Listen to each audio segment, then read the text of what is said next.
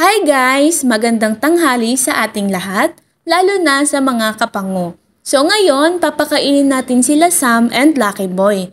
Tingnan natin kung kakainin nila ito. So kanin muna sila ngayong tanghalian. Makikita ninyo sa kainan nila, meron tayong gulay like kalabasa, sitaw, talong at ampalaya.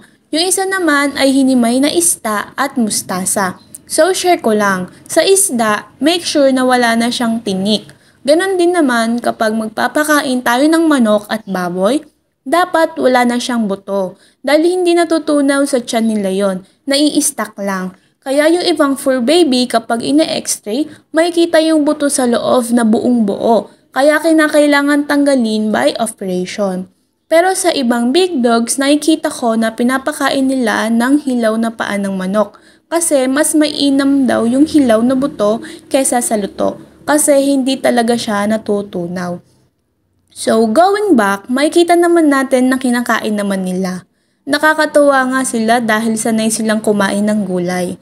Dahil nung bata pa lang sila, binibigyan-bigyan ko na sila paunti-unti para hindi sila magsilan sa pagkain. Ayan, mga sarap na sarap. Ang kainaman naman, hindi sila nag-aaway kahit na magkatabi silang kumain. Nagsha-share naman sila sa kanilang food. So, yun lang po for today's video and thank you for watching. Please like and follow our page. Bye!